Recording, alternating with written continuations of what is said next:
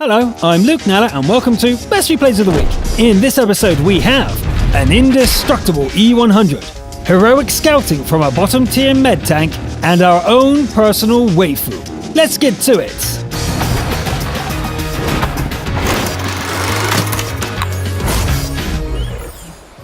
The Scout of the Week is Tolik 1988 from the EU region.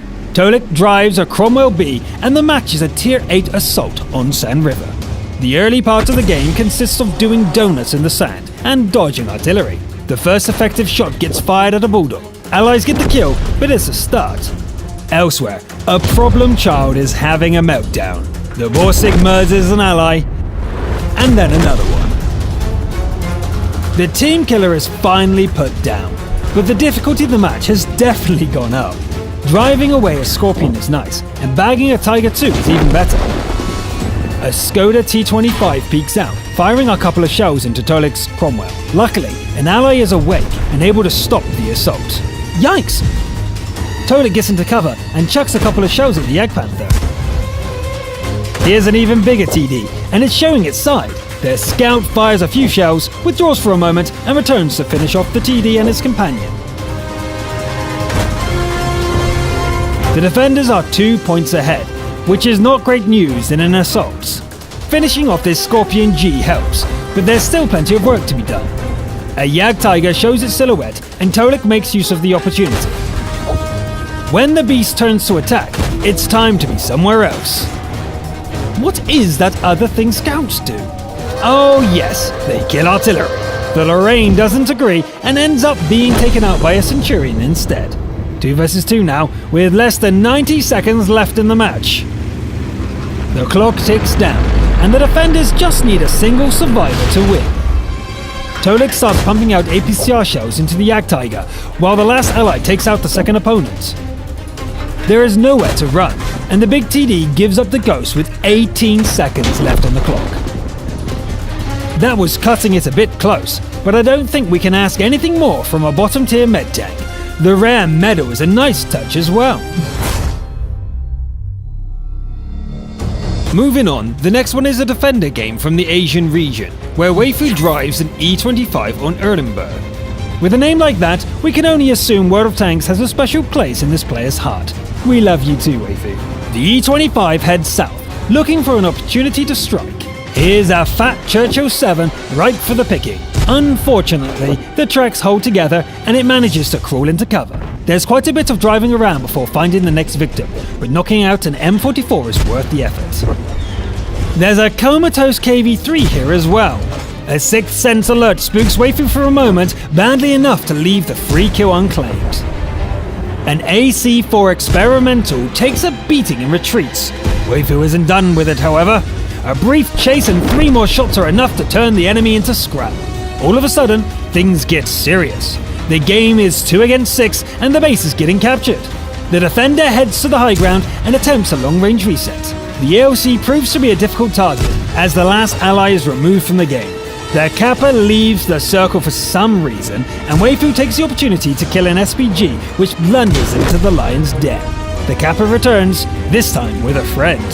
The EOC stops for a moment, making itself an easy target. Waifu heads closer, picking up a Hellcat kill on the way. No, best not to tangle with this one yet. Here we go, the Churchill is a tough cookie, but the capture has been reset. The American Heavy is soft and squishy from this angle at least.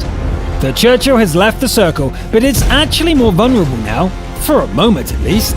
Waifu takes the opportunity to dispose of the remaining SPG before heading back to deal with the stubborn British Heavy.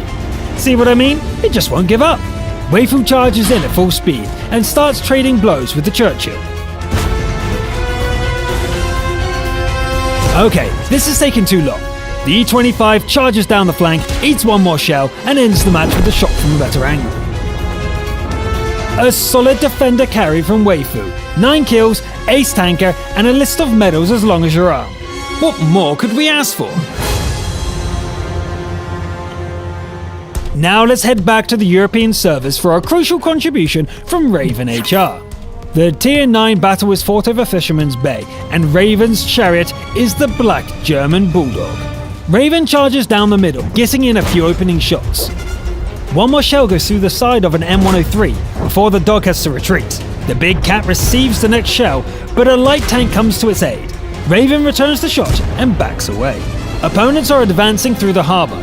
Raven fires several shots at them before returning to the center line and claiming the first kill. Ouch, straight into the jaws of an IS-3, and a shot from an M103 adds to the damage. Maybe it's time to gain some distance, and to pick up a second kill, of course. The M103 has invaded the circle. Raven gives it a few whacks and spares some for a Conqueror as well. It takes a while to find the next victim. An FCM 50-ton receives a sniper shot at long range, but the finishing shot bounces off. A T-49 comes barreling down the road, but a smack on the bottom makes it hesitate. There's time for a quick duel with an IS-6 before the scout finds its courage and resumes the attack. Here it comes. 1, 2, and 3. Thanks for playing. The IS is coming out as well. The first heat shell fails, but the second one reduces the enemies down to 3. Opponents gang up on the remaining ally, who dies despite Raven's best efforts. Revenge is swift, but Raven is now alone, 1 against 2. The black dog is below 100 HP, so there's no room for error. The FCM decides to try its luck, and Raven strikes it down. 1 more to go. The Conqueror gets spotted, but it goes both ways. There's an exchange of shots, and the lucky dog survives with a broken track. That was the last heat round, and the next shot just bounces off. Raven has time for one last attempt with the last AP round. Success! Victory with only 4 HE shells left. Well played, Raven HR. It looked pretty grim when your tank ate those heavy shells early on, but you rallied magnificently. Extra style points for taking care of all the enemy scouts. Now we'll head over to the American servers for something we haven't seen for a while on the show, a Tier 4 Top Gun Rampage. The player is Junior Scope, and the tool of destruction is a Panzerkunwagen 3 Ausforderung J. Junior Scope floors the accelerator, taking the shortest route to the eastern plateau.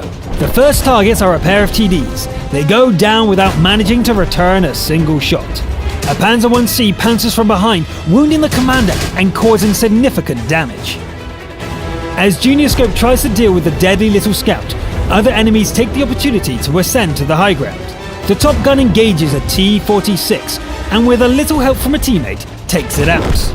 The little 1C is easy to finish off, but LTP puts up a good fight. Now that Junior Scope can concentrate, picking off an M2 is an easy task. Okay, that's Top Gun, but we're just getting warmed up. That said, charging straight at a headset would be a bad idea. Junior Scope climbs down from the plateau instead and starts driving around the mountain. Hey look, a free arty kill. There's a tracked Matilda here. It's immune to regular ammo, but the Top Gun packed along some APCR just in case. Like a hot knife through butter, this'll do the trick. Somebody is taking pot shots, but they'll have to wait. Headset, your time has come. There are actually 2 enemies here. The well-angled LTP bounces a lot of rounds before being driven away, and the T-50 withdraws as well. Actually, there are 3 here, but not for long. The T-50 ignores the Top Gun and pays the price for such ignorance. A Valentine's armor is tough, but it's not quite tough enough. The Top Gun gets their 12th kill and heads back to base to deal with the Kappa. It looks like the Panzer would be fast enough, but the Top Gun's work is done. A teammate deals with the Kappa and the game is over. There we go, 12 kills in 5.5 minutes. The challenge isn't massively high when playing Godzilla as Tier 4, but it's been a while since we've had one of these. Hopefully it was entertaining. For the episode finale, we'll see a wall of steel being put to the test on the EU servers. The bulletproof tank commander is Musty Kokorech, who drives an E100 in a Tier 10 battle on highway. This German Land Cruiser isn't as sturdy as the legendary Maus, but it is faster, and the 15cm cannon packs a serious punch. Musty rolls into town, firing a heat shell in the general direction of an enemy scout. Shots are exchanged with a rival cruiser, with predictable results. There's an arc of enemies in front and to the side of the E100. Cannon shells ring off the armor, but nothing penetrates. Does the T-54 prototype think the steel wall is unarmed? That should teach him. The enemies keep breaking the tracks, But Musty isn't in a hurry to go anywhere. An M103 charges into point-blank range, but even the Tier 9 Heavy dies without causing anything but track damage. A T10 has a go as well, and a spectacular ammo rack hit blows it up before it can even pull the trigger. Enemy assault intensifies, but Musty is all alone, now holding off 7 enemies at once. A hit finally penetrates, and when the Centurion gets behind the E100, Musty is in real trouble. The steel wall parries the Centurion's shots, but killing it proves to be difficult. Things go from bad to worse when the T-54 prototype joins the fight. Musty manages to block the shots from both enemies until an ally blows up the Centurion. Did the prototype learn to fear the E100's gun earlier? Apparently not. The broken engine is unfortunate, but it's not like the tank was fast anyway. Where does the big TD think it's going? Boom!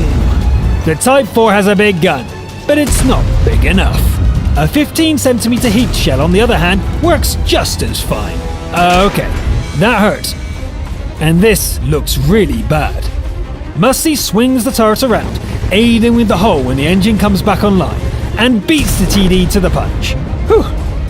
Skillful angling bounces another shot from the Type, and it won't get to fire again. The enemies are down to 2, as are our heat shells. Musty rolls out looking for trouble. The rival E100 is nearby, but it's the Object 140 who eats the next shell. The med tank causes some track damage before getting killed by an ally. The E100 is the last foe standing. The rival backs into view. The massive guns bark, almost in unison, and both shots penetrate. The steel wall lives with a broken engine and 168 hit points. Beautiful. It's easy to dismiss the E100 as an ungainly lump, but bouncing almost 11,000 points of damage takes a lot of skill and nerves of steel. Add in the damage dealt, and you'll see that our steel wall carried the day. That's all for this week. We look forward to seeing more of your games. And remember, if you feel there aren't enough games from your region, there's only one way to help us with that. I'm Luke Nella, thanks for watching, and I'll see you next time. The Borsig is there, not there. Panzer 1 Sir. Oh, Sir.